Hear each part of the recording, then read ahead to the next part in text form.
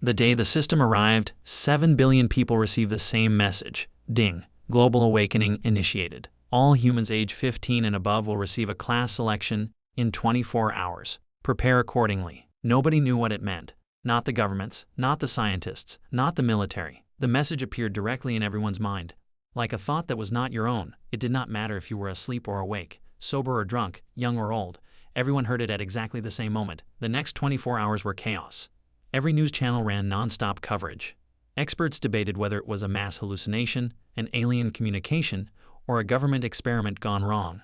Religious leaders called it the end times. Conspiracy theorists said they had been right all along. The stock market crashed, recovered, and crashed again within 6 hours. I was sitting in my one-room apartment eating cold leftover rice when the message appeared. My name is Shin Johan. I was 23 years old. I worked part-time at a plant nursery on the outskirts of Busan, watering flowers, repotting seedlings, and hauling bags of fertilizer for minimum wage.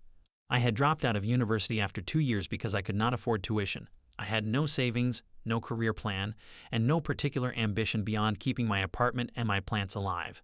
Yes, plants. My apartment was full of them. 37 potted plants of various sizes lined every windowsill, shelf, and available surface. Succulents, herbs, ferns, a small lemon tree that had never actually produced a lemon, and a collection of rare orchids that I had rescued from the discount bin at the nursery. Talking to plants was easier than talking to people. Plants did not judge you for dropping out of college. When the system message appeared, I did not panic. I did not go outside and join the crowds. I watered my orchids, ate the rest of my rice, and went to bed. Whatever was coming would come whether I slept or not. 24 hours later, the class selection began. It happened at exactly noon. Every person on Earth simultaneously received a second message. Ding! Class selection active. Please choose your class. Available classes will be determined by your innate aptitude and potential. Choose wisely. Your class is permanent and cannot be changed. A translucent blue panel appeared in front of my eyes. At the top it said, Shin Johan. Class selection. Below that were 5 options, each with a brief description. Warrior, martial combat specialist. High strength, high endurance, melee focused. Base stat bonus, strength +10, vitality +8, mage, elemental magic user. High intelligence, ranged attacks, elemental versatility. Base stat bonus, intelligence +10, mana +12. Archer, precision range specialist. High dexterity, critical hit bonus, stealth capability. Base stat bonus, dexterity +10, perception +8. Healer, restorative support class. Recovery spells, buff abilities, party sustain. Base stat bonus, wisdom +10, spirit +8. Farmer, agricultural and gathering specialist. Plant cultivation, animal husbandry, terrain modification. Base stat bonus, vitality +5, wisdom +5. 4 combat classes, 1 non-combat class. I stared at the last option, farmer. It was not even a real class, it was a joke. Every other class had combat applications. Warriors fought. Mages cast destructive spells. Archers sniped. Healers kept the fighters alive. A farmer grew vegetables. The system seemed to be mocking me. My aptitude, shaped by years of working at a plant nursery, had generated a farming class as one of my options. The other 4 were standard combat classes available to most people. All across the world, billions of people were making the same choice. And the overwhelming majority were choosing warrior, mage, or archer. The combat classes, the powerful classes, the classes that sounded impressive, and would give them the ability to fight whatever was coming next. Nobody, in their right mind, would choose farmer. The first, read the description again. Plant cultivation, animal husbandry, terrain modification. Those sounded useless in a fight. But something about the last 2 words caught my attention. Terrain modification. What did that mean exactly? I tapped the farmer class for more details. Farmer, detailed description, primary skills, accelerated growth, plants grow tanks faster under your care. Harvest, blessing all crops yield 3x normal output. Soil reading, detect underground resources and water within 500 meters. Secondary skills, nature's bounty, crops grown by this class have enhanced properties. Healing, buffing, stat boosting effects based on crop type and farmer's level. Beast taming passive. Wild animals within range become docile and can be domesticated. Tertiary skill locked until level 10. Terrain sovereignty. Reshape land within your domain. Create walls, trenches, hills, and waterways from existing terrain. Defensive and offensive applications. Special passive. Shared harvest. Anyone who consumes food grown by this class receives a temporary stat boost and accelerated EXP gain for 6 hours. Effect scales with farmer's level. I read shared harvest 3 times. Anyone who eats my food gets accelerated EXP gain. That meant every fighter, every mage, every archer who ate crops I grew would level up faster, not a little faster. The description said the effect scaled with my level. At high levels, my food might double or triple the EXP rate of everyone who consumed it. In a world where leveling up meant survival, the person who controlled EXP rates controlled everything. Nobody else would see this. Nobody would read the farmer description because nobody would consider choosing it. They would pick warrior or mage without a second thought. They would never know what the farmer class actually did at higher levels. I selected farmer, ding, class selected, farmer. This selection is permanent. Initial skills unlocked, accelerated growth, harvest blessing, soil reading, level 1, EXP 0/100. Ding, starter kit provided, 5 seed packets random, 1 basic hoe, 1 watering can, infinite water. A hoe appeared in my hand. A simple wooden-handled iron hoe. A watering can materialized on the floor beside me. It was small and green and looked like something from a garden center. When I picked it up, it weighed almost nothing despite looking full. I tilted it. Water poured out in a gentle stream. I stopped tilting. I tilted again. More water. I poured for 30 seconds straight, and the can did not get lighter. Infinite water. In a survival situation, infinite water was not a gardening tool. It was a miracle. The 5 seed packets appeared in my inventory.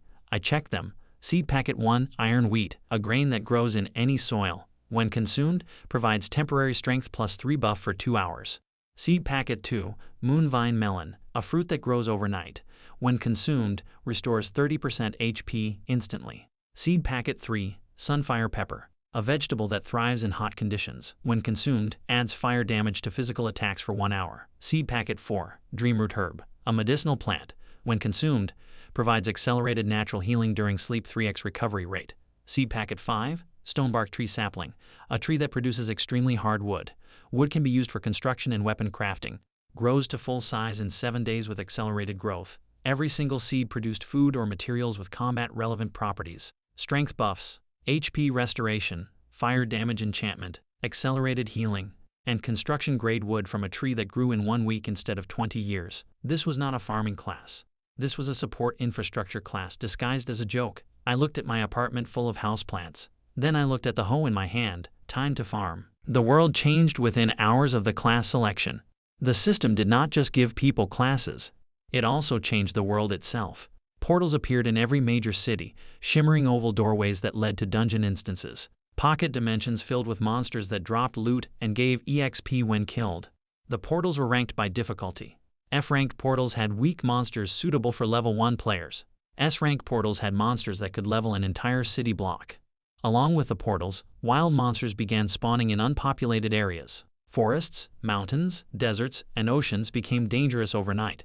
The military scrambled to establish perimeters around major population centers, but there were too many spawn points and not enough soldiers. Within 48 hours, the global awakening had turned Earth into a massive multiplayer survival game. People who had chosen combat classes formed parties, entered portals, and started grinding levels.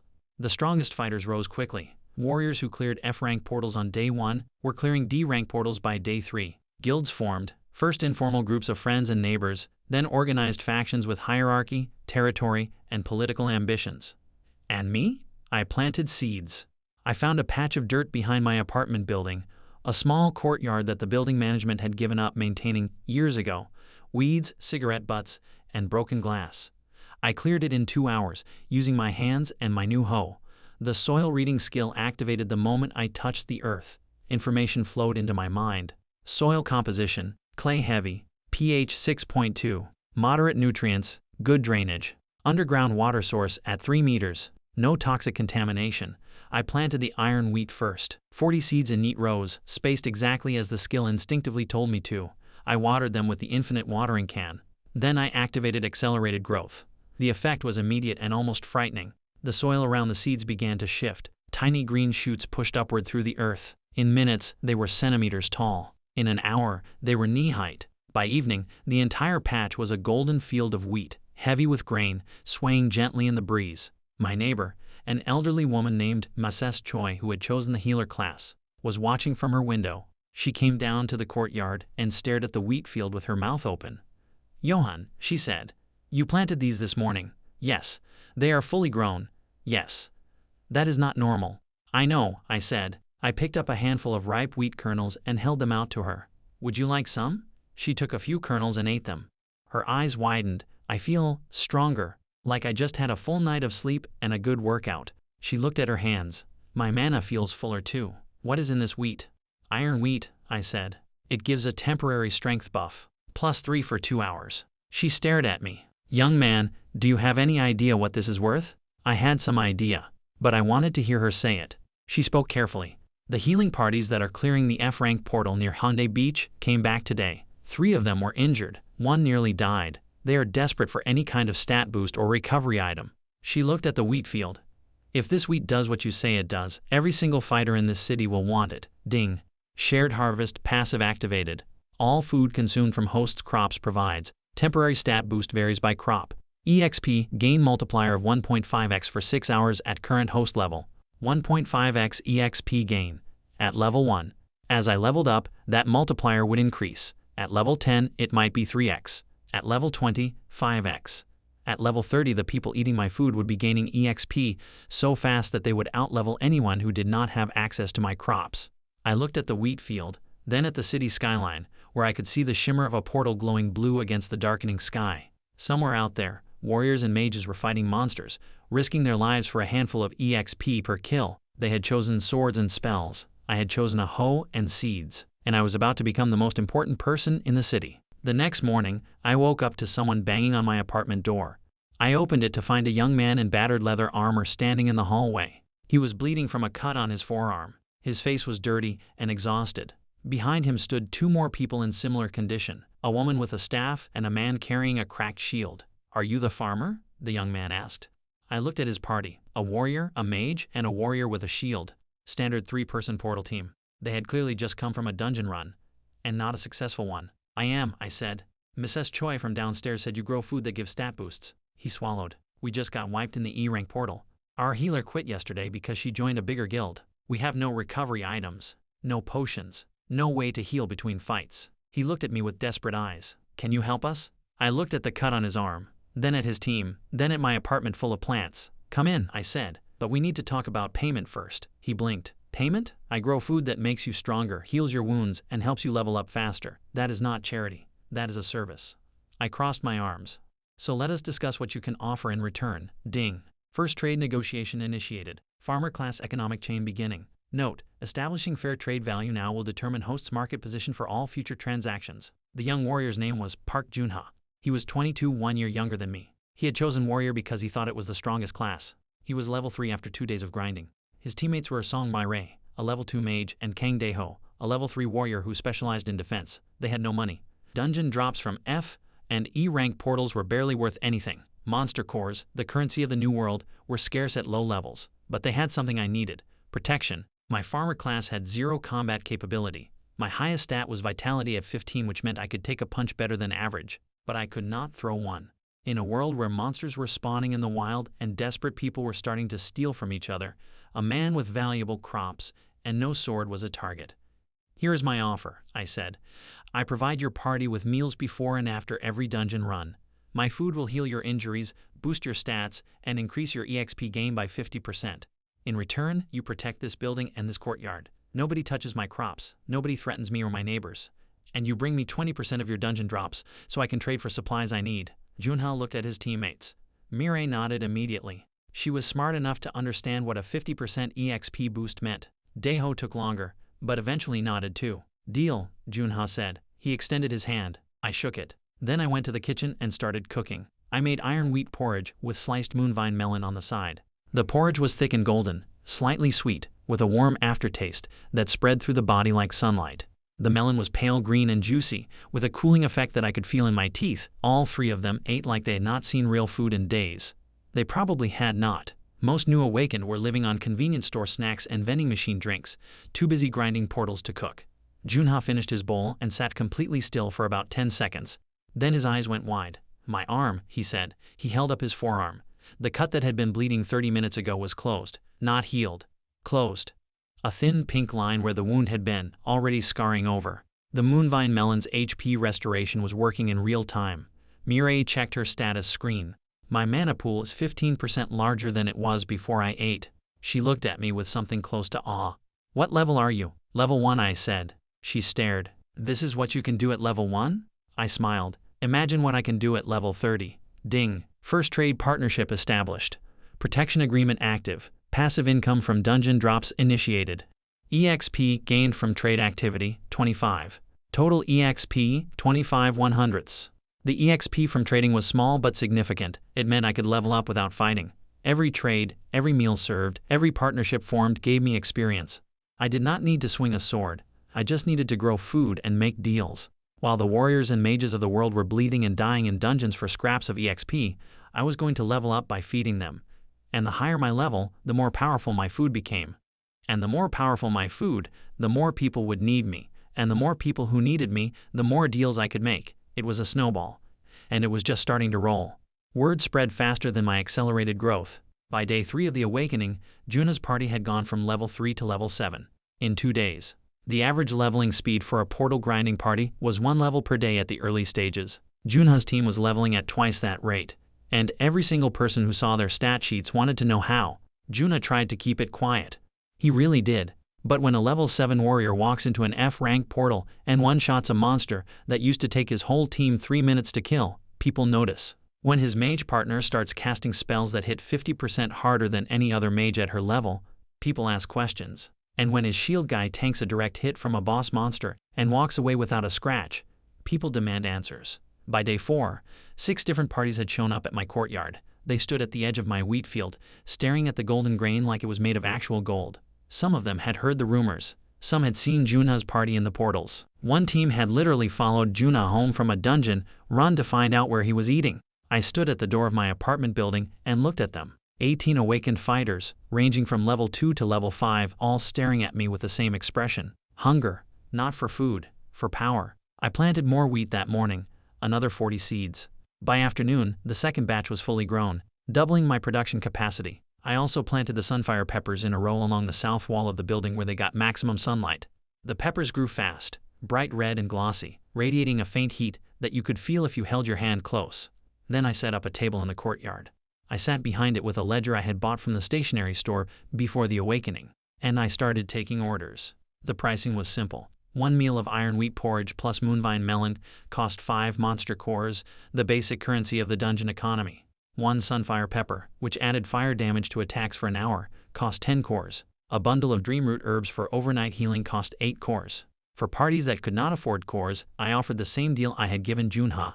Food in exchange for protection duties and a percentage of dungeon drops. By the end of day 4, I had contracts with 4 parties. 20 fighters rotating through protection shifts. All of them eating my food twice a day. All of them leveling faster than anyone else in the district. Ding! Trade volume milestone, 50 meals served. Reward, 200 EXP. New recipe unlocked, stamina soup. Iron wheat plus moonvine melon cooked together. Effect, stamina recovery plus 50%. Buff duration extended to 4 hours. Ding! Level up. Shin Johan is now level 3. Stats increased. Accelerated growth speed increased to 12x. Harvest blessing yield increased to 3.5x. Shared harvest EXP multiplier increased to 1.7x. 1.7x EXP multiplier. Every fighter eating my food was now leveling 70% faster than normal. At this rate, by the time I reached level 10 the multiplier might hit 3x or higher. Anyone eating my food would level 3 times faster than anyone who was not. That kind of advantage did not stay secret for long. On day 6, the first guild came. Not a party, a guild. The Red Fang Guild, led by a level 9 warrior named Go Sangchul. They were the strongest organized group in the Haeundae district. 40 members. Controlled access to 2 E-rank portals. Had a reputation for aggressive recruitment, and even more aggressive territorial expansion. Sangchul walked into my courtyard with 5 of his officers. He was tall, broad-shouldered, and had the kind of face that was designed for intimidation. Square jaw, flat eyes, a nose that had been broken at least twice. He wore dungeon-dropped leather armor that was already better than anything Junha's team had. He did not ask for food. He did not sit down. He stood in the middle of my wheat field and looked around like he was appraising a property. "You are the farmer," he said. It was not a question. "I am." He reached down and plucked a stalk of iron wheat. He rolled it between his fingers, then snapped it. The wheat kernel fell to the ground. He did not eat it. He just broke it and dropped it. I felt something tighten in my chest, not fear exactly, more like the feeling you get when someone walks into your home uninvited and starts touching your things. I have been hearing about your food, Sangchul said. He looked at me with those flat eyes. My scouts tell me that parties using your meals are leveling 60 to 70% faster than mine. That creates an imbalance I do not appreciate. I kept my face neutral. It is food. I grow it. I sell it. Anyone can buy. He shook his head. Not anyone. From now on, you sell exclusively to Red Fang. All production, every meal. We pay you 20 cores per day for full access. No other parties receive your food. 20 cores per day. I was already earning over 50 cores per day from my 4 contracted parties. He was not making a generous offer. He was trying to lock me down at a discount and cut off his competitors. I cannot do that, I said. I have existing contracts. He stepped closer. Close enough that I could smell the dungeon on his armor, stale blood and monster bile. Let me explain how this works, farmer. He emphasized the word like it was an insult. You are level 3. You have no combat class. You have a hoe and some magic vegetables. I am level 9. I have 40 fighters who clear E-rank portals for breakfast. He leaned forward. You do not have existing contracts. You have a privilege that I am allowing you to keep. For now. Behind me, I heard the sound of metal shifting. Junha had appeared in the doorway of the building. He had his sword drawn. It was not a threatening gesture exactly, but it was visible. Sangchul glanced at him and smirked. Level 7. Cute. His officers chuckled behind him. I had a decision to make. Fold and give Red Fang exclusive access, which would make me dependent on a single buyer who could dictate terms forever, or refuse and risk a confrontation with the strongest guild in the district. In my old life, I would have folded. Shin Johan, the plant nursery worker, would have stammered an apology and handed over his wheat field without argument. But Shin Johan, the plant nursery worker, was dead. The system had given me something that changed the math. Information. I activated soil reading, not on the soil under my feet, but on the ground under Sangchul's boots. The skill gave me more than just agricultural data. At level 3 it told me the composition, density, and structural integrity of any ground within range. The courtyard ground was soft clay over bedrock. The bedrock was 2 meters down. And between the clay and the bedrock was a thin layer of loose gravel that would shift under sudden pressure. I had an idea. A terrible, wonderful idea. Mr. Go, I said calmly, I appreciate your interest, but I do not do exclusive contracts. My food is available to anyone who pays fair price, including Red Fang. If you would like to set up a regular order at standard rates, I am happy to accommodate you. His eyes narrowed. You are rejecting my offer. I am offering you a better one, I said, but the terms are mine. He stared at me for 5 full seconds. The courtyard was silent except for the wind through the wheat. His officers waited. Junha's hand was white on his sword grip. Then Sangchul laughed. It was not a warm laugh. It was the sound of a man who had decided that the conversation was over and the next stage would not involve words. I will give you 24 hours to reconsider, he said. After that, I will not ask again. He turned and walked out. His officers followed. The last one to leave looked back at the wheat field with an expression that said, enjoy this while it lasts. Junha lowered his sword. His hands were shaking. What do we do? He asked. I looked at the broken wheat stalk on the ground. The kernel that Sangchul had dropped was already being absorbed back into the soil. My field would grow a new stalk within hours. That was the thing about being a farmer. You could destroy what I built, and I would just grow it again, faster than you could destroy it. We prepare, I said, and we grow. I spent the next 12 hours farming like my life depended on it, because it did. First, I planted stonebark tree saplings around the perimeter of the courtyard.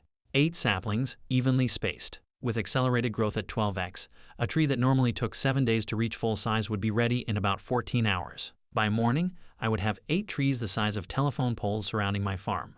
Stonebark wood was incredibly hard, almost as hard as iron. A fence made from stonebark planks would not stop a level 9 warrior permanently, but it would slow him down. Second, I planted a dense ring of sunfire peppers around the inside of the tree line, not for eating, for defense. The peppers radiated heat. A dense enough concentration of them would create an area of uncomfortable warmth that would discourage casual approach. More importantly, the peppers were volatile when crushed. In the system's new physics, crushing a mature sunfire pepper released a burst of heat equivalent to a small flashbang, non-lethal but extremely disorienting. Third, I leveled up. I cooked and sold meals non-stop. Every party that came, I fed. I dropped the prices to 3 cores per meal, undercutting my own rates to attract maximum volume. Quantity over margin. Every meal was EXP. Every trade was EXP. Ding. 80 meals served. EXP plus 320. Ding. Level up. Shin Yoan is now level 4. Ding. 120 meals served. EXP plus 480. Ding. Level up.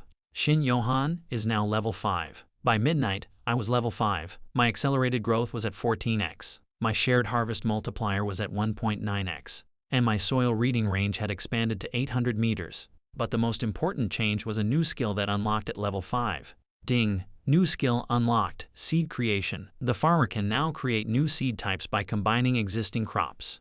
Combinations may produce enhanced, hybrid, or entirely new plant species. Success rate depends on crop compatibility and farmer's level. Seed creation. I could make new plants, not just grow existing ones. Create entirely new species with custom properties. I immediately experimented. I combined iron wheat kernels with sunfire pepper seeds. The system processed the combination for about 30 seconds. Then a notification appeared. Ding! Hybrid seed created, blaze grain.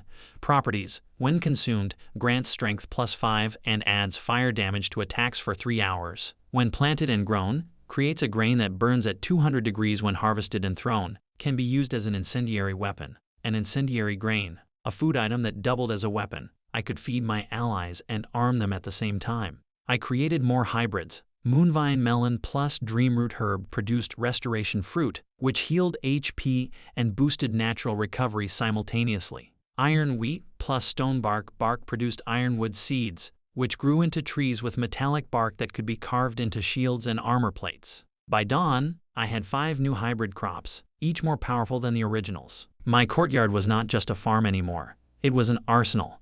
The stonebark trees had reached full height overnight. 8 massive trees with dark, metallic bark forming a natural wall around the courtyard. I cut planks from the lower branches and built a simple fence between the trunks.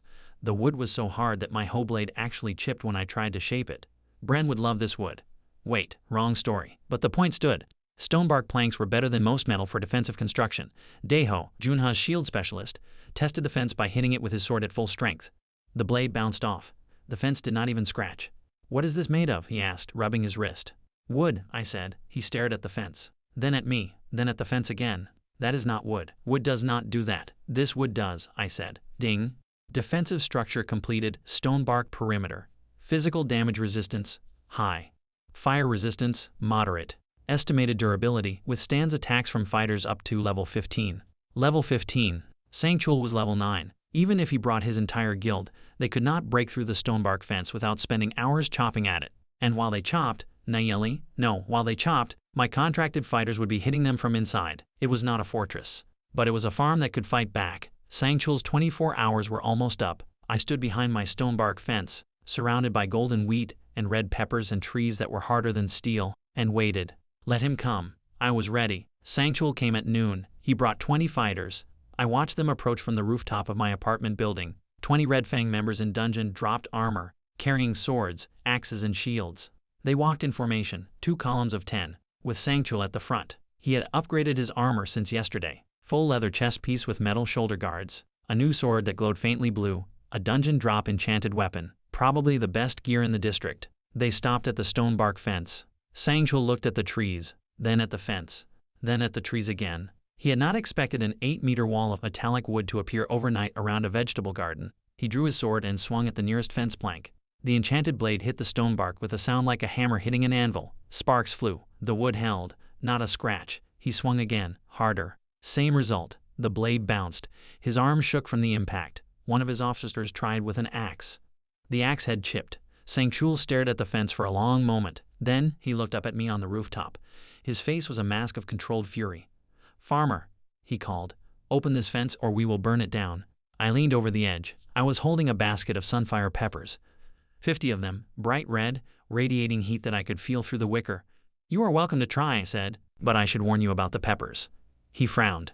Peppers? I dropped 1 sunfire pepper over the edge. It hit the concrete at Sangchul's feet and burst. The detonation was not huge, about the intensity of a large firecracker, but the heat flash was intense. A wave of scorching air blasted outward in a 2-meter radius. Sangchul stumbled back, shielding his face. His officers scrambled away. When the heat dissipated, there was a black scorch mark on the concrete where the pepper had landed. Sangchul's eyebrows were singed. I have 49 more, I said, and the fence is fireproof. Stonebark does not burn, so please, go ahead and try to burn it down. I will wait. Sangchul was breathing hard. His singed eyebrows made him look slightly ridiculous, which made him even angrier. He turned to his officers. Climb the fence. All of you, over the top. His fighters moved forward. They tried to climb the stone bark trees. The bark was smooth and hard, with no handholds. 3 men made it halfway up before sliding back down. 2 more tried using each other as ladders. 1 actually reached the top of the fence and straddled it. I dropped a sunfire pepper on his head. He fell off the fence screaming, clutching his face. Not seriously injured. The pepper burst created a flash of heat, not fire, but it was enough to make every other climber reconsider their life choices. Meanwhile, my contracted parties had assembled inside the fence. 20 fighters, levels 5 through 8, all recently fed on my latest batch of stat-boosting food. Junha's team stood at the main gate. Daeho had his shield up and his jaw set. Mirai had mana crackling between her fingers. 3 other parties lined the inside of the fence with spears and crossbows they had bought with dungeon earnings. Sangchul saw the defenders through the gaps in the fence. He counted them. Then he counted his own fighters. 20 versus 20. But his were scattered, disorganized, and 2 of them were nursing pepper burns. Mine were fed, buffed, positioned behind cover, and motivated by the fact that their EXP source was under attack. The math had changed, and Sangchul was smart enough to see it. He sheathed his sword. He looked up at me one more time. His expression was no longer angry. It was calculating, reassessing. "This is not over," he said. "It does not have to be anything," I replied. "I told you yesterday, my food is available to anyone who pays fair price. Including you. The offer still stands." He turned and walked away. His 20 fighters followed. The one with the pepper-burned face had to be helped by 2 of his comrades. When they were gone, Junha let out a breath so long I thought he might deflate. "I cannot believe that worked," he said. I came down from the roof. My hands were shaking. I had been gripping the pepper basket so hard that the wicker had imprinted lines on my palms. I looked calm from up there. Down here, my heart was pounding at roughly 180 beats per minute. But it had worked. A level 5 farmer had just faced down a level 9 warrior and his guild using nothing but wood, vegetables, and positioning. Ding! Territorial defense successful. No casualties. Reward, 500 EXP. Reputation bonus, Shin Yohan is now recognized as a non-trivial power in Hyundai District. Ding! Level up. Shin Yohan is now level 6. The next 4 days were a blur of growth. Not just the plants. Everything. Sangchul did not attack again. Instead, something more interesting happened. He sent an officer the next day with a formal purchase order. 30 meals per day for Red Fang members. Standard rates. No exclusive contract demands. Just a business transaction. He had decided that buying my food was more efficient than trying to steal it. The pragmatism of a man who understood that fighting a losing battle was worse than swallowing his pride. I accepted the order. Business was business. And 30 meals per day from Red Fang alone nearly doubled my income. Ding! Major trade contract established. Red Fang Guild. Daily revenue, 150 monster cores. With Red Fang buying, and my original 4 parties still contracted, I was serving over 80 meals per day. The courtyard farm could not keep up with demand. I needed more land. I expanded. The empty lot behind the apartment building became my second field. Then the abandoned playground across the street became my third. I planted iron wheat, moonvine melons, sunfire peppers, and 3 new hybrid crops across all 3 locations, each protected by stonebark fencing. The new hybrids were increasingly powerful. Frostberry bush combined moonvine melon with dreamroot herb, produced small blueberries that granted cold resistance, and slowed any enemy that consumed them. I planted these along the fence lines as an additional deterrent. Anyone who tried to eat the berries while climbing the fence would find their muscles stiffening and their movement halved. Thundergrain combined iron wheat with a wild grass I found growing in a dungeon drop sample that Junha brought me. The grain crackled with static electricity when chewed. Consuming it added lightning damage to attacks for 2 hours. Mages especially loved this one because it amplified their spell damage. Vital root combined dreamroot herb with stonebark bark, a thick, gnarled root vegetable that tasted terrible but provided a massive vitality boost of +10 for 6 hours. Tanks and shield fighters paid premium prices for vital root. Every new hybrid gave me EXP. Every meal served gave me EXP. Every trade gave me EXP. I was leveling at a pace that no farmer should have been capable of. Day 8, level 6. Day 9, level 7. Day 10, level 8. Day 11, level 9. Same level as Sangchul, the strongest warrior in the district, without swinging a single weapon. And then, on day 12 I hit level 10. Ding! Level up. Shin Yohan is now level 10. Major milestone reached. Ding! Tertiary skill unlocked. Terrain sovereignty. Reshape land within your domain. Create walls, trenches, hills, and waterways from existing terrain. Range, 200-meter radius from host position. Cost, mana proportional to volume of terrain reshaped. Cooldown, 30 minutes between major modifications. Ding! Shared harvest EXP multiplier updated. 2.8x at level 10. All consumers of host's crops now gain EXP at 2.8 times normal rate. 2.8x. Nearly triple speed leveling for anyone eating my food. At this rate, my customers would outlevel every other fighter in the city within weeks. But the real prize was terrain sovereignty.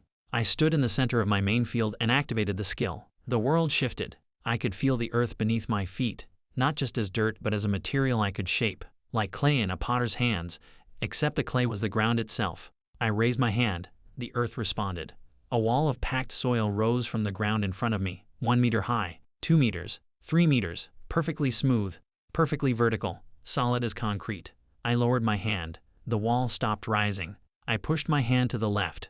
The wall extended, curving around the courtyard in a smooth arc. I was sculpting the earth, building fortifications from the ground up, literally, without bricks, without mortar, without labor, just my will and the soil beneath me. I spent 2 hours that afternoon rebuilding my defenses. The stonebark fence remained, but now it sat on top of a 3-meter earth wall that surrounded all 3 of my farming plots. I added watchtower platforms at the corners, raised directly from the ground. I dug a trench along the outside of the wall, 2 meters deep, lined with frostberry bushes that would slow anyone who fell in. I even created an irrigation channel that ran from the underground water source, accessed through my soil reading skill, to every field. Clean water flowing through earthen channels, gravity-fed, no pumps needed. Junho watched the entire process with his mouth open. When I finished, he walked along the wall, touching it, pushing against it, trying to convince himself it was real. "You just built a castle," he said, "in 2 hours, with your bare hands." "It is not a castle," I said. "It is a farm with good fences." He looked at me. "You are level 10, yes. Sangchul is level 9. I know. You are stronger than the strongest warrior in the district. And you are a farmer." The first smiled. "I am not stronger than him. I cannot fight him in single combat and win. My martial stats are still pathetic. But I do not need to be stronger than him. I just need to be more valuable than him." He frowned. "What do you mean?" "I mean that Sangchul can kill monsters. Any warrior can kill monsters. There are 10,000 warriors in this city who can swing a sword. But there is only one person in this city who can grow food that triples your leveling speed, heal your wounds while you sleep, add elemental damage to your attacks, and reshape the terrain to protect your home." I paused. "That person is not replaceable. Sangchul is." Ding. Strategic insight recognized. Host has identified core competitive advantage, monopoly on irreplaceable service, economic dominance achieved in Hyundai District. On day 14, the government came, or what was left of the government. The Korean Emergency Administration, the hasty organization that had formed from the remnants of the military and civil service, sent a representative to my farm. A woman in a military uniform with captain's bars and dark circles under her eyes that suggested she had not slept since the awakening began. Her name was Captain Yoon Jia. She arrived in an armored vehicle with 4 soldiers, all awakened, all level 6 or higher. She had heard about the farmer in Hyundai from multiple sources. Military intelligence, guild reports, and the increasingly obvious fact that every fighter in the district who ate at my farm was outperforming their peers by a factor of 3. She did not threaten me. She did not try to conscript me. She sat at my courtyard table and spoke clearly. "Mr. Shin," she said, "the emergency administration is trying to organize the defense of Busan. The portals are getting more dangerous. C-rank portals have started appearing. The monsters that come out of C-rank portals can level city blocks. We need fighters strong enough to handle them, and we need them fast." She looked at my fields. "Your food accelerates leveling by 2.8 times according to our analysis. If we could provide your crops to our frontline defense teams, we could have C-rank capable fighters within 2 weeks instead of 2 months. She paused. "I am not here to take your farm. I am here to negotiate a supply contract." This was different from Sangchul. This was not a bully trying to steal from me. This was a functioning authority trying to protect a city of millions.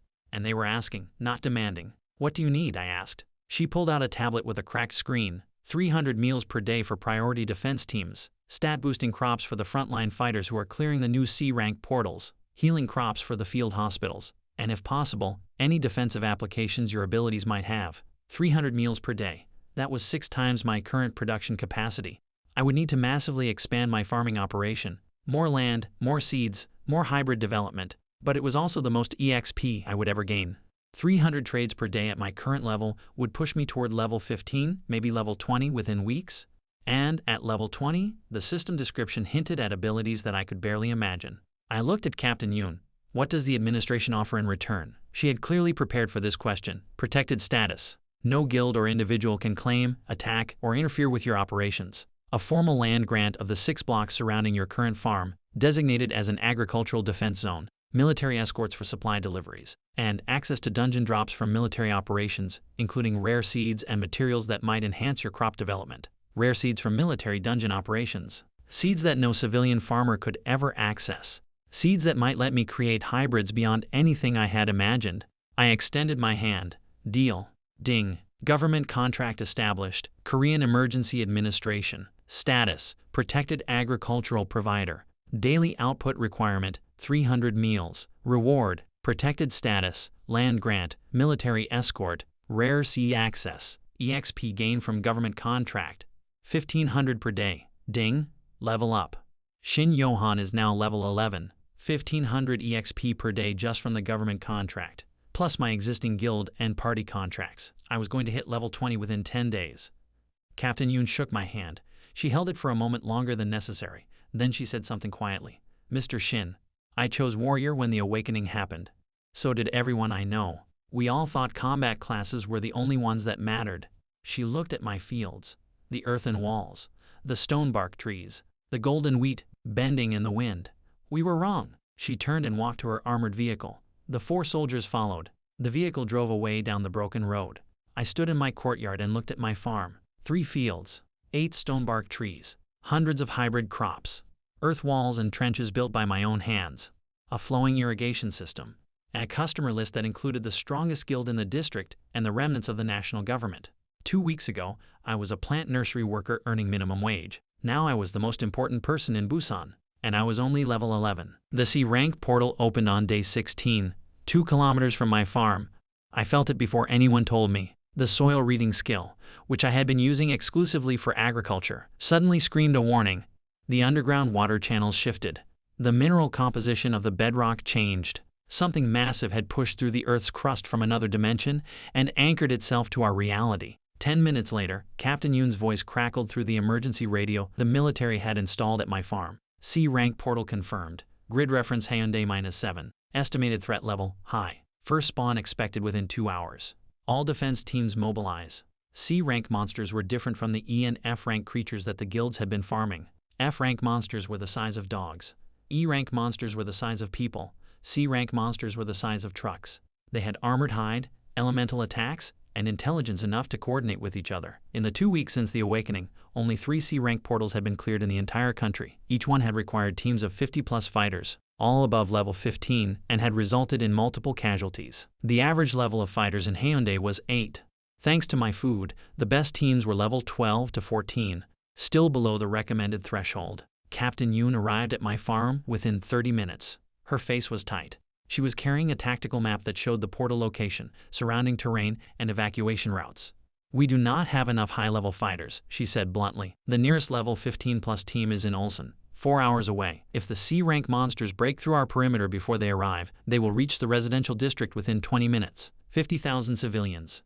She looked at me. I need everything you have. Every buff food, every healing crop, every combat enhancement. Right now, I had been preparing for this, not specifically for a C-rank portal, but for the moment when my food would mean the difference between victory and catastrophe. I had stockpiled 200 portions of Thundergrain, each one adding lightning damage to attacks for 2 hours. I had 150 portions of Vital Root, boosting vitality by 10 for 6 hours. I had 100 Moonvine Melons for HP recovery, and I had a new hybrid I had been testing for the past 3 days, Warcrop Bread, a combination of iron wheat, sunfire pepper, Thundergrain and Vital Root, baked together in a dense loaf using a recipe the system had taught me at level 10. The bread was dark brown with veins of red and gold running through it. It smelled like warm metal and burning autumn leaves. Effect: Strength +8, Vitality +6, Fire and lightning damage added to all attacks, Stamina regeneration +100%, duration 4 hours. Additionally, Shared Harvest EXP multiplier of 2.8x active during duration. It was the most powerful combat food I had ever created. Every stat relevant to fighting was boosted significantly, and anyone who ate it would level nearly 3 times faster from every kill during the 4-hour window. I had baked 60 loaves overnight. Each one took 10 minutes. The oven, a clay structure I had built using terrain sovereignty, ran continuously through the night. I loaded everything into the military transport vehicle. 60 loaves of Warcrop Bread, 200 portions of Thundergrain, 150 portions of Vital Root, 100 Moonvine Melons for field healing, and 2 baskets of sunfire peppers for emergency area denial. Captain Yoon stared at the load. This is enough to feed an army. It is enough to make an army, I said. The defense perimeter was set up at a construction site 300 meters from the portal.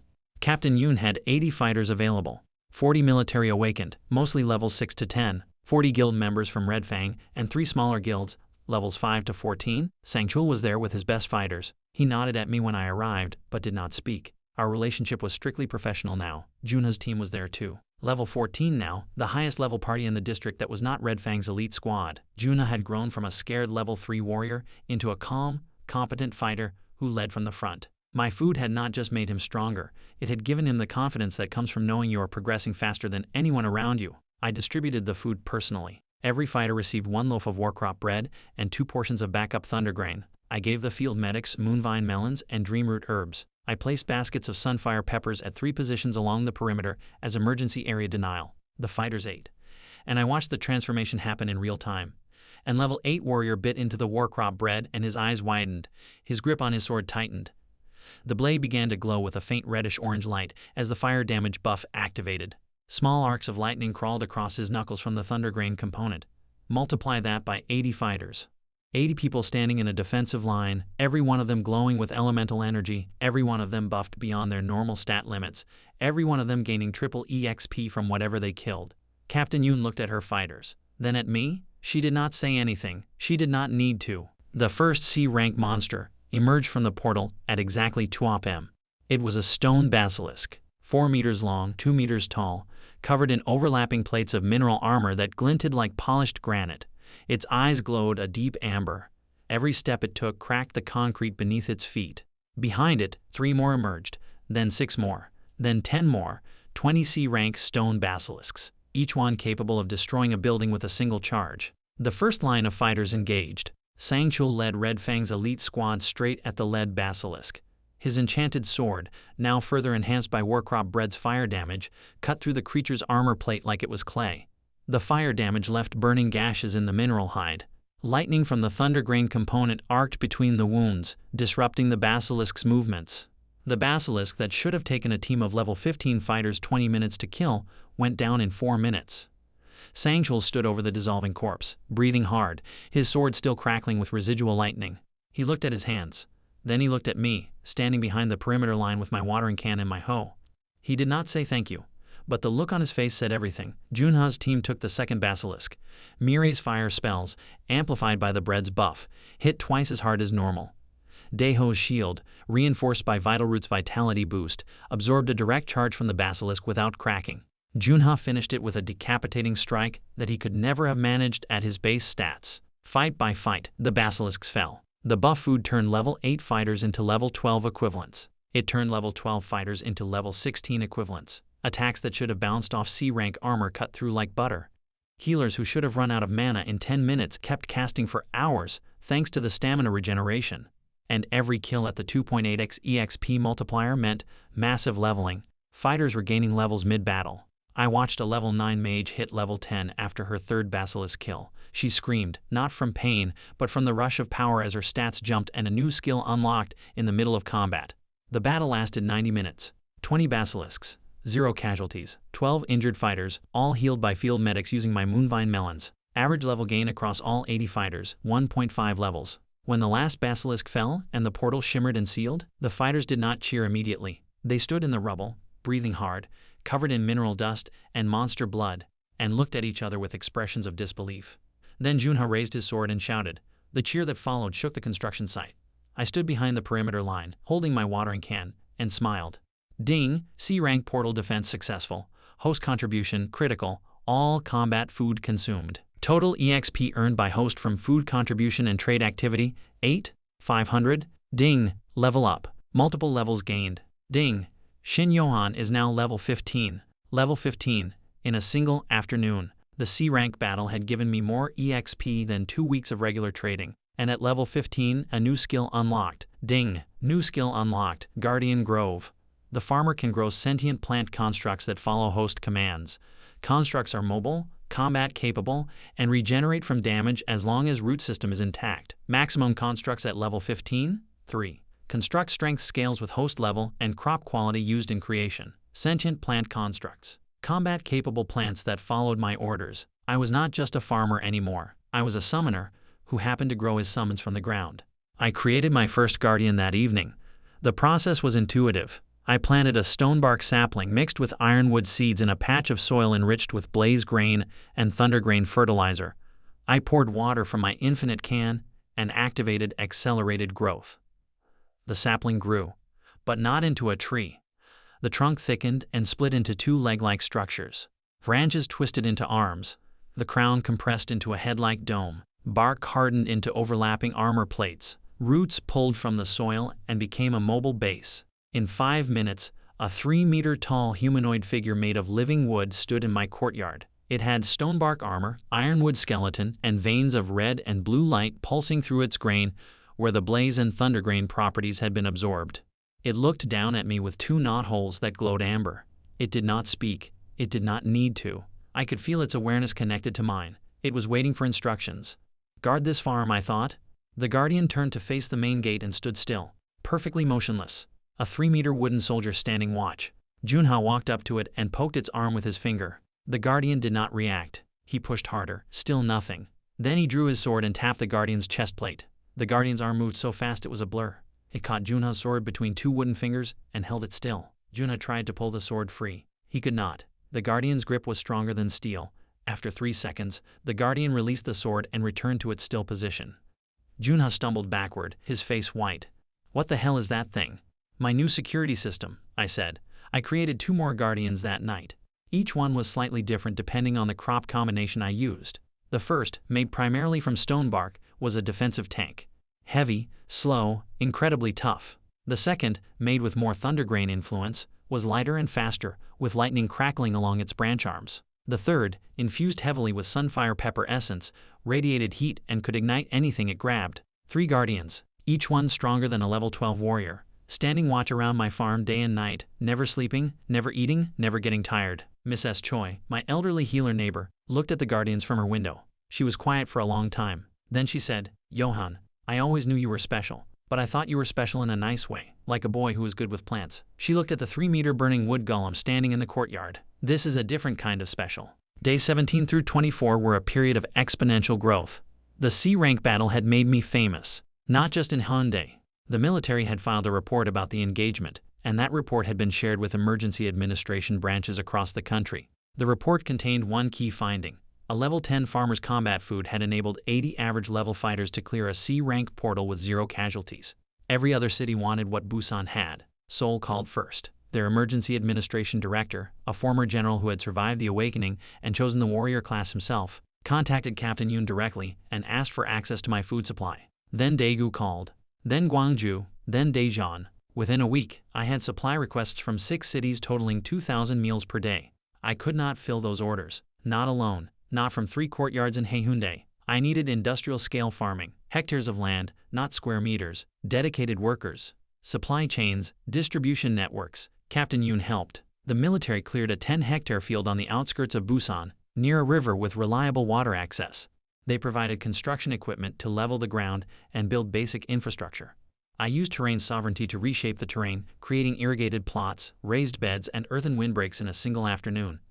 Then I did something that changed the economics of the entire operation. I leveled up my harvest blessing skill. At level 15, harvest blessing produced 5x normal yield. That meant every seed I planted produced 5 times the crop of a normal plant, in 1/10 the normal time thanks to accelerated growth. A single hectare of iron wheat could produce 50,000 portions of grain per week. I planted the entire 10-hectare field in 4 days. Iron wheat, thunder grain, vital root, moonvine melon, sunfire peppers, frostberries. A rotating grid of every combat crop I had developed, organized by growth cycle and harvest timing to ensure continuous production. The first harvest produced enough food for 3,000 meals in a single day. Ding! Agricultural milestone, industrial scale production achieved. Daily output exceeds 3,000 meals. Reward, 2,000 EXP. Ding! Level up. Shin Johan is now level 18. I hired workers, not fighters, normal people. The awakening had given everyone a class, but many people had chosen non-combat classes or classes with low combat utility. Healers who were not strong enough for portal work. Scouts with no team. Crafters who could not find clients. I hired 30 of them as farmhands. I taught them basic cultivation techniques. My accelerated growth did the heavy lifting, but they handled the planting, harvesting, packaging, and distribution. Ding. Workforce milestone, 30 employees. Agricultural operation classified as major production facility. EXP from workforce management, 500 per day. By day 24 my stats looked like this. Shin Yohan. Level 19. Class, farmer. Vitality, 89. Wisdom, 76. Intelligence, 52. Strength, 18. Still pathetic. Dexterity, 15. Equally pathetic. Skills, accelerated growth, 20x speed. Harvest blessing, 5x yield. Soil reading, 2 km range. Shared harvest, 3.5x EXP multiplier. Seed creation, advanced hybrids available. Terrain sovereignty, 500-meter range. Guardian Grove, 3 active guardians. Level scaling active. Nature's bounty, all crops produce A-rank quality effects. Beast taming, passive, radius 300 meters. Active guardian count, 3 tank, lightning, fire. Daily meal production, 3,000 plus. Contract clients, 6 cities. Korean Emergency Administration, 12 guilds. Monthly revenue, approximately 50,000 monster cores. I was the most economically powerful person in the country. Not the strongest fighter, not the most feared warrior, the most valuable. And then, on day 25 I hit level 20. Ding. Level up. Shin Yohan is now level 20. Major milestone reached. Ding. Ultimate skill unlocked. World seed. The farmer can plant a single world seed that grows into a world tree. The world tree creates a domain of enhanced growth, healing, and protection within a 5-kilometer radius. All allies within the domain receive passive stat buffs, accelerated healing, and EXP bonus. The world tree cannot be destroyed by anything below catastrophe rank damage. Only one world tree can exist at a time. Ding. World seed acquired. This seed can only be planted once. Choose the location carefully. I held the seed in my hand. It was small, about the size of an acorn, dark brown with veins of gold light pulsing through its shell like a heartbeat. One seed, one tree, a 5-kilometer zone of protection and enhancement that could shield an entire city district. A tree that could not be destroyed by anything short of a catastrophe-level event. This was not farming anymore. This was terraforming, world building, god-level agriculture. I looked at the seed, then at Busan, then at the red sky above, where C-rank portal energy still shimmered on the horizon. The awakening had given everyone a choice. Warrior, mage, archer, healer, farmer. 7 billion people chose to fight. I chose to grow. And now the entire world was about to see which choice was stronger. I held the world seed for 3 days before planting it. Not because I was indecisive, because the location mattered more than anything I had ever decided. The world tree would create a 5-kilometer radius of enhanced growth, healing, and protection. Wherever I planted it would become the most important strategic position in the country, maybe the world. I considered 3 locations: the 10-hectare farm on the outskirts, which would maximize agricultural output, the center of Haeundae district, which would protect the most civilians, and the military staging area near the coast, which would give the defense forces the strongest possible base. Captain Yoon argued for the military base. Sang-chul argued for the center of his guild territory, which was also central Haeundae. Junya said wherever I wanted to plant it was fine with him. It was Mrs. Choi who gave me the answer. She found me sitting on the roof of my apartment building at sunset, holding the seed and staring at the city. She climbed the stairs slowly, her healer class doing nothing for her arthritic knees, and sat beside me on the concrete ledge. "You are overthinking this," she said. "I need to get it right. There is only one seed." She looked at the city below, the buildings, the streets, the scattered lights from generators and campfires. Somewhere in the distance, a portal shimmered blue against the red sky. "Where do the most people need protection?" she asked. "The residential district, where the civilians are. Then plant it there. But the military needs the strategic advantage. The guilds need the power boost. The farm needs the growth enhancement." She shook her head. "Young man, I have been a healer for 2 weeks and a grandmother for 30 years. And I will tell you the same thing I told my grandchildren when they could not decide which toy to play with." She looked at me over her glasses. "Pick the one that helps the most people. The other choices will sort themselves out." She patted my knee, stood up with a groan, and went back downstairs. I looked at the seed, then at the residential district. 50,000 civilians living in apartments with no power, limited food, and infected wandering the streets below. Children who had not been to school in 3 weeks. Old people who could not get their medications. Families sleeping in shifts because someone always had to watch the door. Mrs. Choi was right. This was not a strategic decision. It was a human one. I planted the world seed at dawn on day 28. The location was Haeundae Central Park. a green space in the middle of the residential district, roughly equidistant from the densest civilian population clusters. The park had been abandoned since the awakening. The grass was overgrown, the playground equipment was rusted, and a family of F-rank slime monsters had taken up residence in the fountain. Junha's team cleared the slimes in about 4 minutes. They barely counted as monsters anymore. Junha was level 16 now. Killing slimes was like stepping on bugs. I cleared a spot in the center of the park. I used terrain sovereignty to flatten the ground into a perfect circle, 20 meters in diameter. I enriched the soil with every hybrid fertilizer I had developed. Iron wheat chaff, thunder grain husks, moonvine melon rinds, stonebark sawdust, sunfire pepper ash. I mixed them all into the soil until it was dark and rich and humming with concentrated agricultural energy. Then I knelt down and pushed the world seed into the earth. For a moment, nothing happened. The seed sat in the soil, a small golden acorn in a circle of dark earth. The morning was quiet. Birds that had adapted to the new world sang from the rooftops. A light wind moved through the overgrown grass. Then the ground began to vibrate. Not an earthquake, something deeper, something organic. The vibration came from below, from the seed itself, pulsing outward in waves that I could feel through my knees, through my hands, through my bones. The soil cracked. A shoot emerged, green and gold and thick as my wrist. It grew upward with a speed that was not speed but inevitability, like watching a time-lapse but in real time. The shoot became a trunk. The trunk widened, 1 meter in diameter, 2 meters, 5 meters.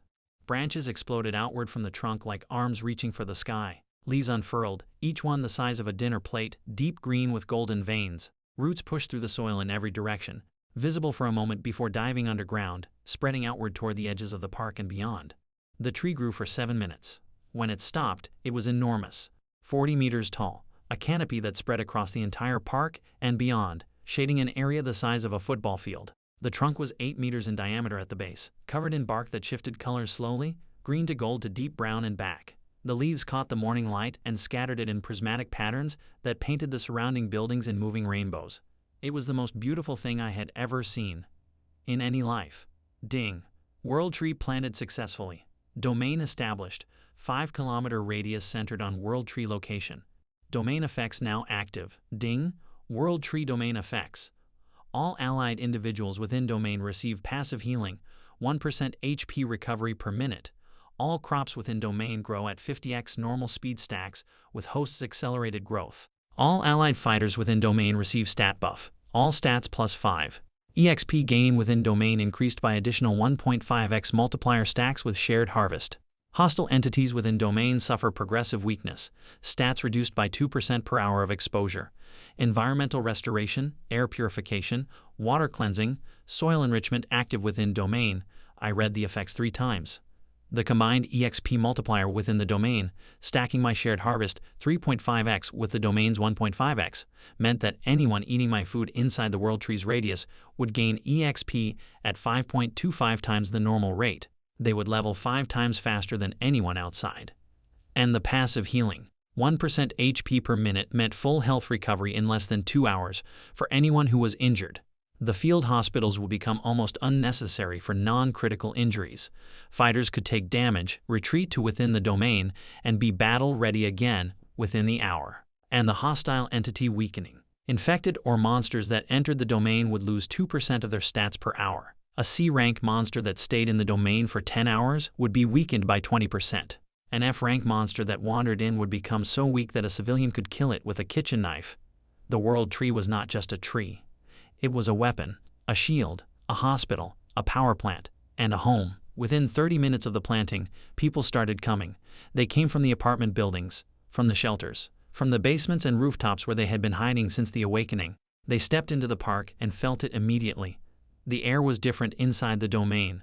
Cleaner, warmer, the red haze that had covered the sky since day one was thinner here, filtered through the World Tree's canopy into something almost like normal sunlight. An old man with a cane walked into the domain and stopped. His arthritic hand, which had been shaking, went still. His breathing, which had been labored, eased. The passive healing was working on his chronic conditions, not curing them, but easing the symptoms, giving him relief he had not felt in weeks. A mother carried her sick child into the domain. The child had been running a fever for 5 days. Within an hour under the World Tree, the fever broke. The child opened her eyes and asked for food. By noon, over 1,000 civilians had gathered in the park. They sat under the World Tree's branches, touching the bark, lying on the roots, sleeping in the shade. Some of them were crying. Most of them were just sitting quietly, feeling safe for the first time since the sky turned red.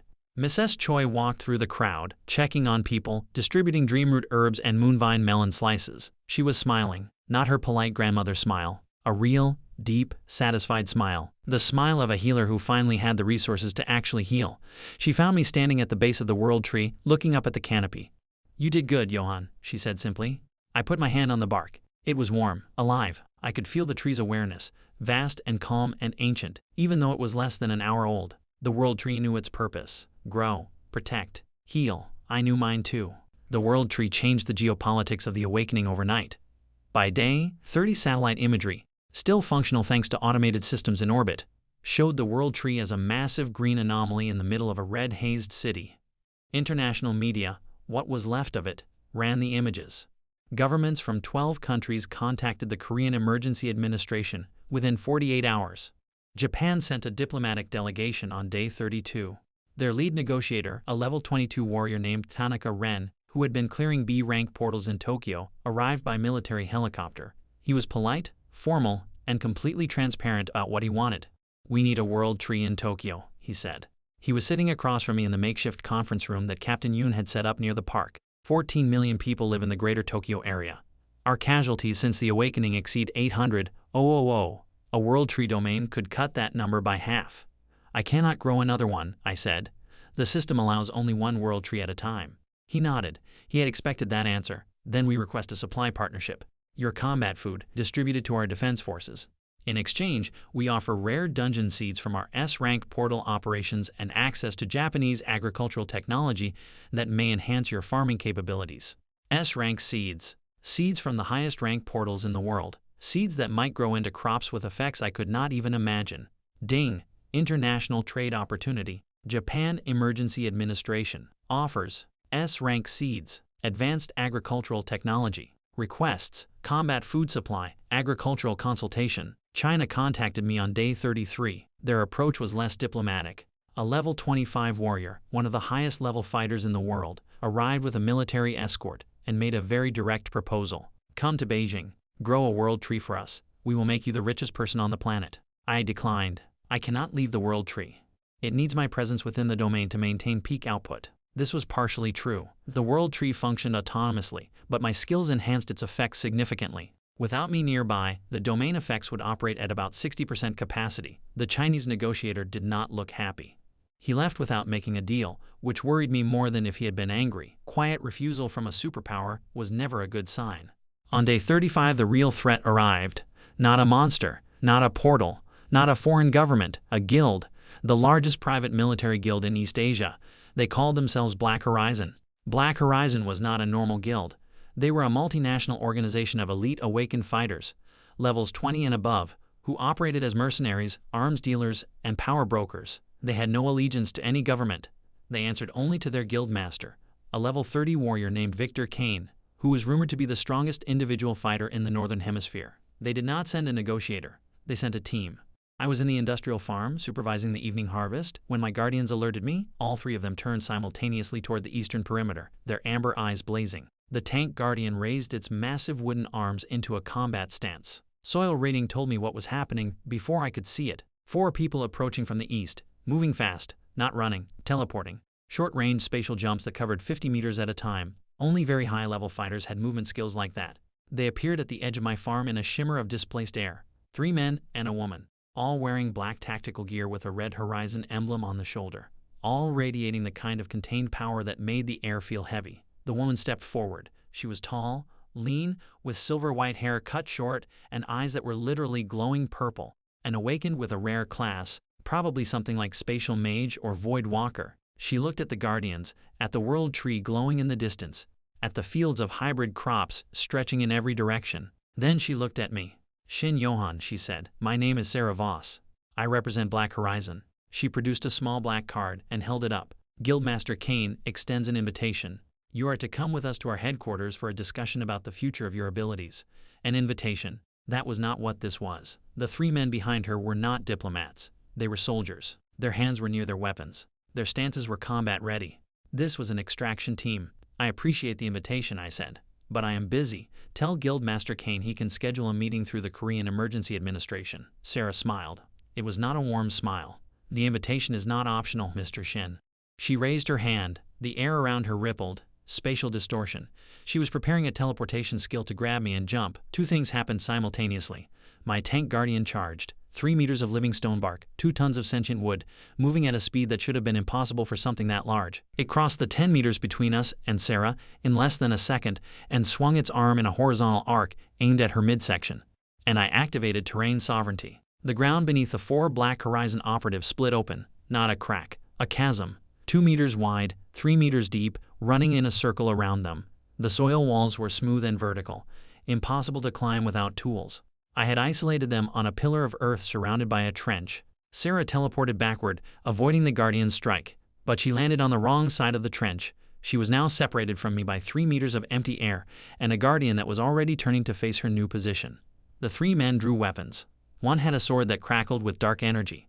Another had claws that extended from his knuckles like a beast-class fighter. The third was charging a spell between his hands, something black and pulsing.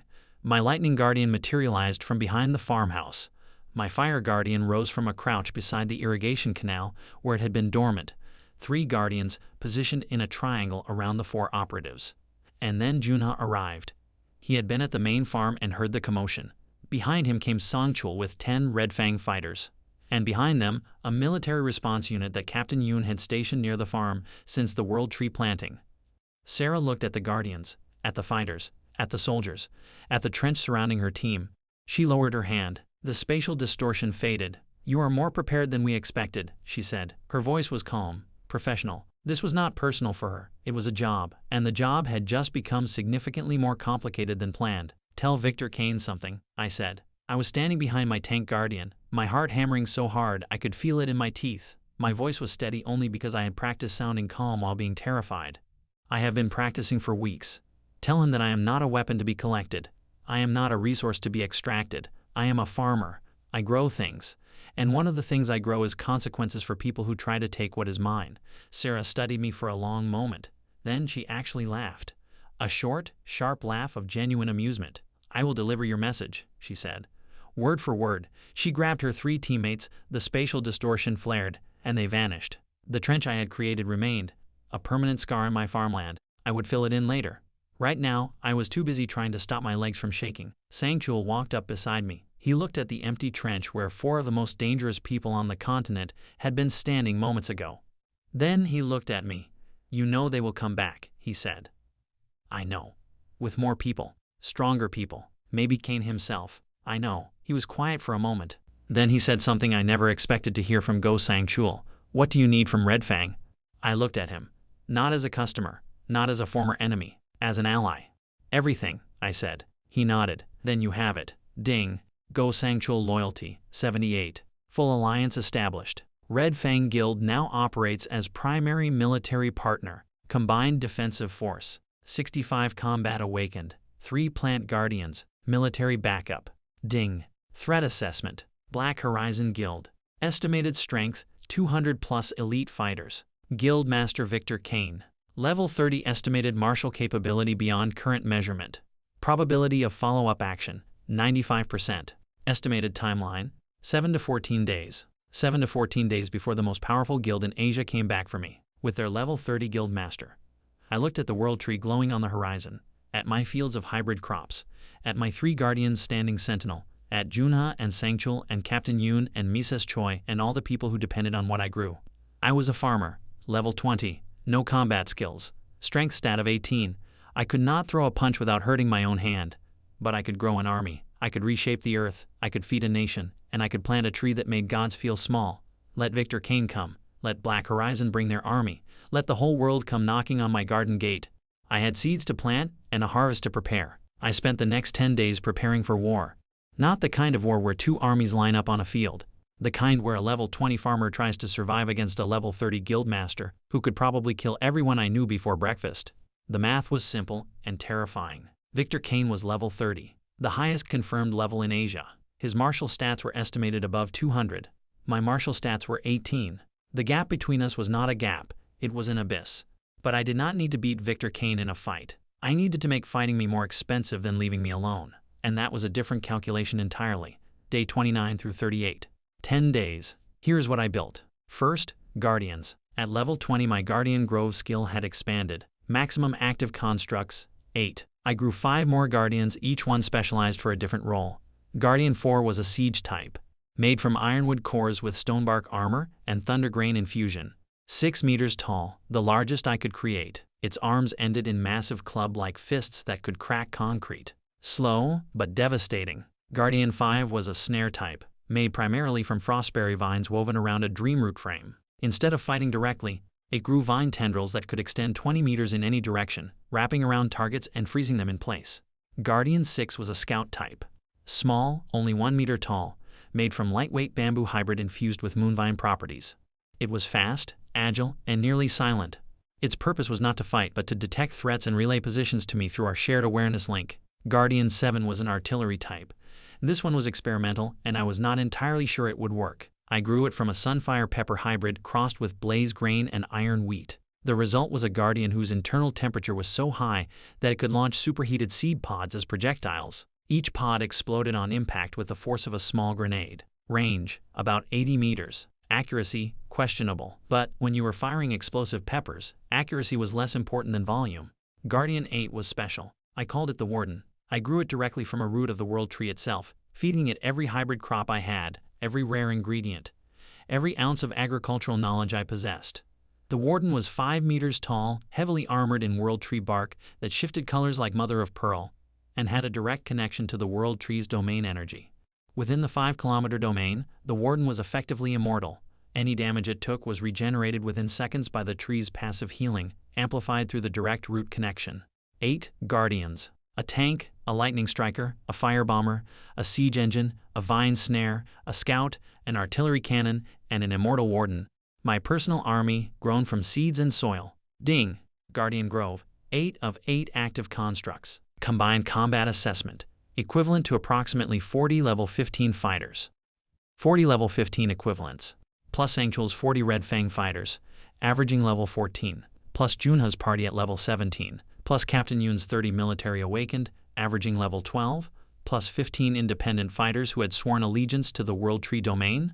Total defensive force, roughly 130 fighters, plus 8 Guardians, against Victor Kane's 200 plus elite awakened, all above level 20. We were still outmatched, but not as badly as before. Second, the first rebuilt the terrain. Using terrain sovereignty at its expanded level 20 range of 500 meters, I reshaped the land around the World Tree Park into a defensive nightmare. The park itself sat on a natural rise. I amplified this, raising the ground by 3 meters around the World Tree, creating a hill with steep sides. At the base of the hill, I dug a continuous trench, 4 meters deep and 5 meters wide, lined with frostberry bushes and filled with a thin layer of water from my infinite watering can. Anyone falling into the trench would be slowed by the cold, entangled by the vines, and stuck in water. Beyond the trench, I built earthen walls at 3 choke points where the surrounding streets fed into the park area. Each wall was 5 meters high, 2 meters thick, with firing positions on top for archers and mages. I placed sunfire pepper caches at each wall for area denial. The Scout Guardian patrolled a perimeter at the edge of the domain, providing constant awareness of any approach. Third, I upgraded my crops. The S-rank seeds that Japan had sent as part of our trade agreement were unlike anything I had worked with before. Seed 1, Celestial Rice. A grain that grew in any condition and provided all base stats, plus 15 when consumed. The effect lasted 8 hours. Seed 2, Iron Bloom Flower. A plant whose petals could be processed into a liquid that temporarily hardened the consumer's skin to the equivalent of steel armor. Duration, 2 hours. Seed 3, Spirit Root Tuber. A root vegetable that, when consumed, doubled the user's mana pool for 6 hours. Mages who ate this became twice as powerful overnight. I grew all 3 within the World Tree's domain, where my accelerated growth stacked with the domain's 50x bonus. Combined effect, 1000x normal growth speed. Seeds that should have taken months were ready in hours. The yields were absurd. I had barrels of celestial rice and crates of iron bloom extract within 3 days. I fed the entire defense force celestial rice and iron bloom extract on day 37. The transformation was visible. 130 fighters, every one of them buffed with plus 15 to all stats and temporary steel skin. They looked like an army from a different era. An army that should not exist at this stage of the awakening. Ding. Defense preparation complete. Force assessment. 130 buffed fighters plus 8 guardians. Equivalent combat strength, approximately 250 level 15 fighters. Defensive terrain advantage, significant. World Tree domain effects, active. Day 38. The morning was quiet. Too quiet. Even the birds had stopped singing. Then the Scout Guardian sent me a pulse. Contact, east, multiple, incoming fast. They came from 3 directions. Black Horizon did not attack the way I expected. I had prepared for a frontal assault. What I got was a coordinated 3-pronged encirclement. Professional, military grade. Victor Kane had not become the most powerful guildmaster in Asia by being stupid. Eastern approach, 80 fighters, led by Sarah Voss. Spatial mages and assassin types. Fast, mobile, designed to breach defenses and create confusion. Northern approach, 80 fighters, heavy assault, warriors and berserkers in high-level armor. The hammer that would smash through walls by brute force. Western approach, 40 fighters, a smaller force, but these were the elites, level 25 and above. The best Black Horizon had, and at the center of this group, a single figure walking calmly toward my domain. Victor Kane. I could feel him from 500 meters away. Not through soil reading or any system skill, through sheer presence. The man radiated power the way the sun radiated light, an oppressive, physical weight that pressed against the edges of the World Tree's domain like an ocean pressing against a dam. I scanned him from the rooftop of the nearest building. Victor Kane, level 31. Class, Sovereign Warrior, Martial, 247. Strategy, 89. All other stats, classified beyond system measurement range. Special talents, classified, classified, classified. 3 classified talents. The system could not even display them. That had never happened before. Every person I had ever scanned showed at least something. Kane's abilities were beyond the system's measurement capability at my level. My hands were shaking, not a little. Violently. I gripped the edge of the rooftop railing to keep them still. Dojin? No, wrong story. Sangchul was beside me. He was staring at the western approach with an expression I had never seen on his face before. It took me a moment to identify it. Fear. Go Sangchul, the man who had walked into my farm with 20 fighters and demanded my food, the man who had fought C-rank monsters without flinching, was afraid. That is Victor Kane, he said. His voice was flat. I fought one of his officers once, a level 22 swordsman. I lasted 40 seconds. He looked at me. Kane is 9 levels above that officer. I swallowed. I know, we cannot beat him, I know that too. Then what is the plan?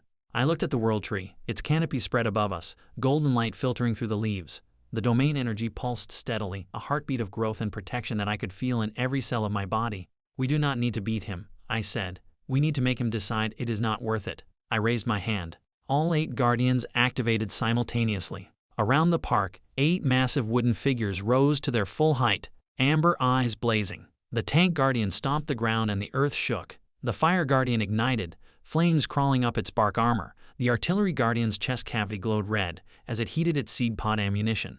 The warden stood directly in front of the World Tree, 5 meters of iridescent bark and absolute purpose. At the 3 choke points, 130 fighters took their positions, buffed with celestial rice and coated in iron bloom steel skin.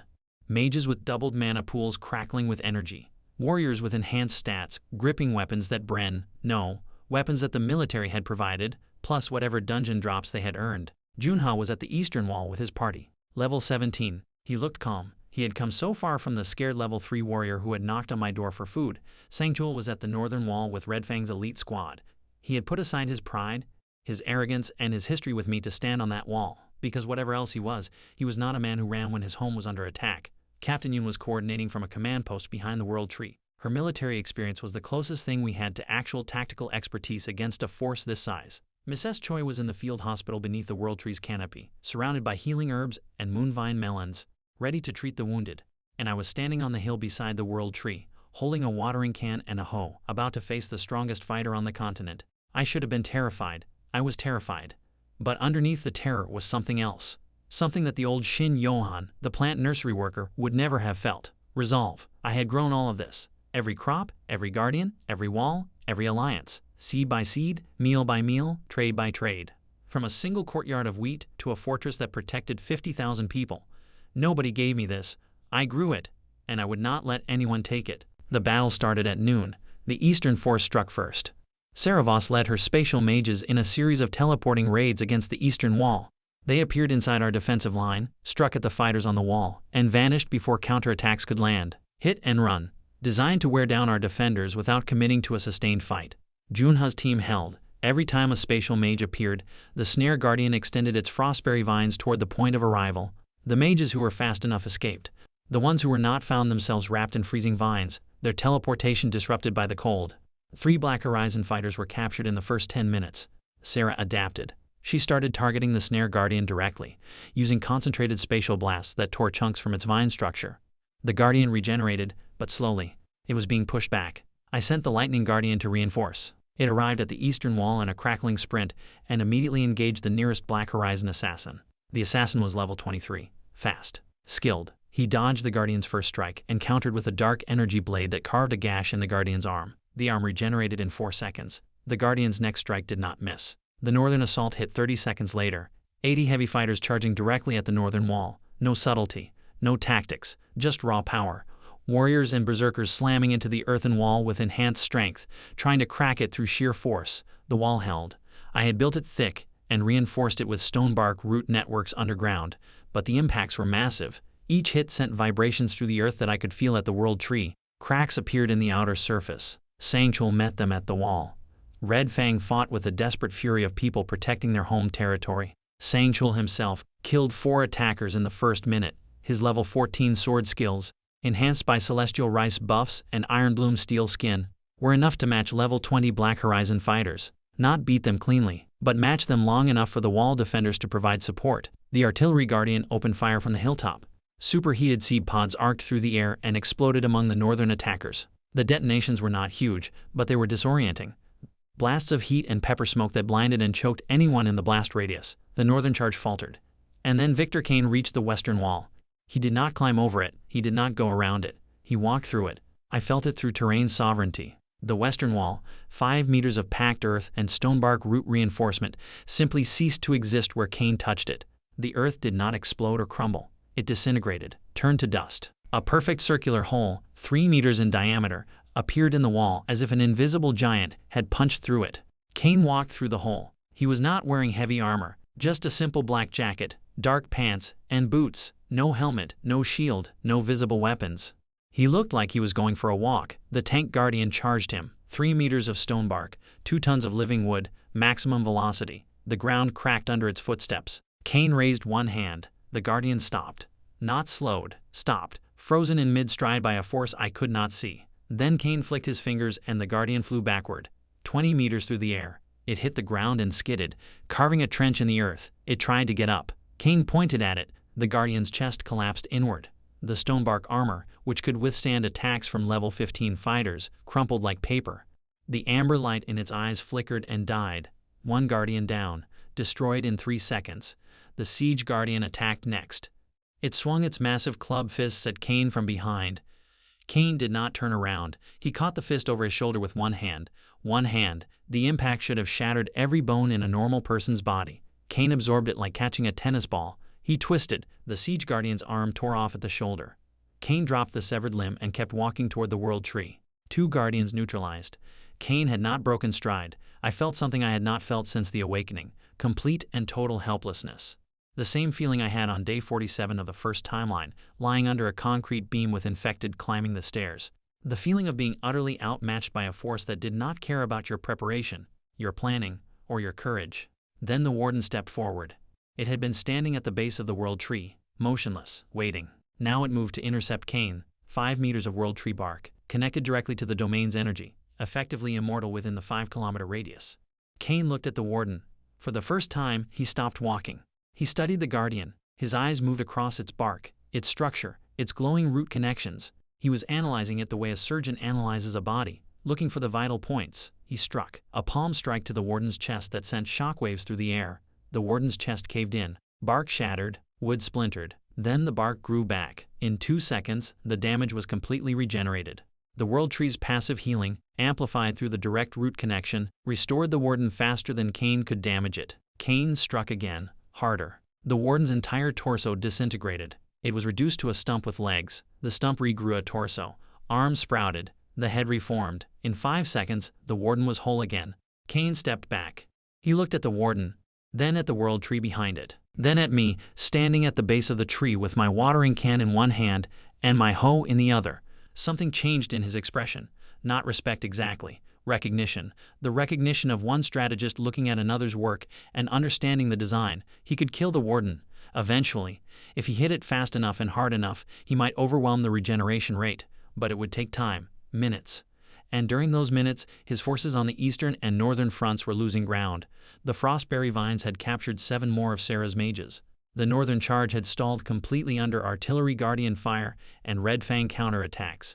Cain was winning every individual fight. But he was losing the battle, because battles were not won by the strongest individual. They were won by the best system. And my system, literally, was better than his. Cain looked at me across the 30 meters of World Tree enhanced soil that separated us. You built all of this, he said. His voice was deep and calm, not angry, curious. From seeds and dirt, I built all of this, I said. My voice was not calm, but it was loud enough. He looked at the warden, at the World Tree, at the fighters on the walls, at the guardians engaging his forces across 3 fronts. I came here expecting a farmer with a garden, he said.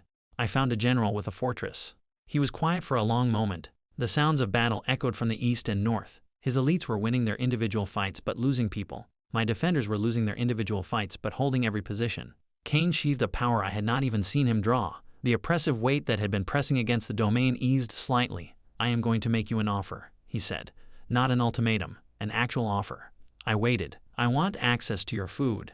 For my guild, all 200 members, supplied with combat meals on an ongoing basis. In exchange, I will guarantee your safety. Not just from Black Horizon, from everyone. No guild, no government, no organization on this planet will touch you while you are under my protection. He paused. And I will give you something no one else can. S-rank seeds from portals that no other guild can clear. Seeds that will push your abilities beyond anything you have imagined. I looked at him. Why not just take me by force? You clearly can, because a farmer who grows under compulsion produces inferior crops, he said. I looked into your class mechanics. Your abilities scale with intent and emotional state. A willing farmer is worth 100 enslaved ones. He looked at the World Tree. And anyone who built this deserves to be asked, not told. Ding. Victor Cain has proposed an alliance. Terms: food supply for Black Horizon in exchange for absolute protection and S-rank seed access. Note: Cain's assessment of farmer class mechanics is accurate. Crops grown under duress are 40% less effective. He was right. The system confirmed it. My crops were better when I was willing, happy, and motivated. A forced farmer was a weak farmer. I looked at Captain Yoon, who was watching from the command post. She gave me a barely perceptible nod. The military could not fight Cain. They knew it. A deal was better than a defeat. I looked at Sangchul on the northern wall. He was bloodied from the fighting but still standing. He met my eyes and nodded once. I looked at Junha on the eastern wall. He was holding a captured Black Horizon sword and grinning like a madman. He gave me a thumbs up. I looked at Mrs. Choi under the World Tree, treating a wounded fighter with moonvine melon and gentle words. Then I looked at Victor Cain, the strongest man on the continent, standing in my garden, asking for my vegetables. A month ago, I watered orchids in a one-room apartment and ate cold rice for dinner. Now the most powerful person in Asia was negotiating with me. I extended my hand. Deal, but I have conditions. He raised an eyebrow. 1. You call off the attack. Now, all 3 fronts. Your people leave my domain within the hour. Done. 2. The protection extends to the entire World Tree domain. 50,000 civilians, not just me. He considered this for half a second. Done. 3. I choose which seeds to develop and which foods to produce. You do not dictate my research agenda. Agreed. 4. I lifted my watering can. No one touches my guardians, ever. They are not negotiable. He looked at the warden standing behind me, fully regenerated, amber eyes blazing. He almost smiled. Agreed. We shook hands. His grip was like shaking hands with a hydraulic press. But he did not squeeze. He held my hand firmly, looked me in the eyes, and said one last thing. You chose farmer. Everyone else chose warrior. He released my hand. You were the only one who was right. Ding. Alliance established. Black Horizon Guild. Victor Cain. Full protection pact. Hostile actions ceased. S-rank seed access granted. Monthly supply contract initiated. Ding. World Tree domain status. Secure. All threats neutralized. Civilian protection. Active. Agricultural output. Maximum. Ding. EXP gained from diplomatic resolution. 12,000. Ding. Level up. Shin Johan is now level 23. That evening, I sat under the World Tree. The park was full of people again. Civilians who had evacuated during the battle were returning, guided by the warden's gentle amber glow. Children ran between the massive roots, playing a game that involved tagging the tree's bark and running away giggling. Old people sat on benches that had grown organically from the root system, resting in the passive healing field. Junha found me at the base of the tree. He sat down beside me. His armor was dented, and he had a cut across his cheek that moonvine melon was slowly closing. So, he said, we just allied with the scariest guild on the planet because you offered their leader vegetables. Essentially, yes. He laughed. A tired, disbelieving, genuine laugh. When I first met you, you were a convenience store cashier who gave me free food because my team was bleeding. Now you are sitting under a magic tree negotiating with people who could level cities. He shook his head. How did this happen? I grew into it, I said. He groaned. Was that a farming pun? I smiled. Maybe. The world tree's leaves rustled above us. Golden light filtered down. Somewhere in the distance, I heard Mrs. Choi telling a child to eat their moonvine melon before it went bad. I had started with a hoe, 5 seed packets, and a watering can that never ran out. Now I had a world tree, 8 guardians, an alliance with the strongest guild in Asia, contracts with 6 national governments, and the ability to reshape the earth with my bare hands. And I was still just a farmer. But the real challenge has not even started yet, because the system has one more announcement to make. The portals are evolving. S-rank portals are opening worldwide, and inside them are monsters that not even Victor Kane can fight alone. The only advantage humanity has is the food that one farmer grows under one world tree. And someone just discovered that there is a second farmer, on the other side of the world, in a place called Brazil, and she did not choose to be humanity's ally. If you want to see what happens next, subscribe now, because the next chapter of Shin Yohan's story is going to change everything.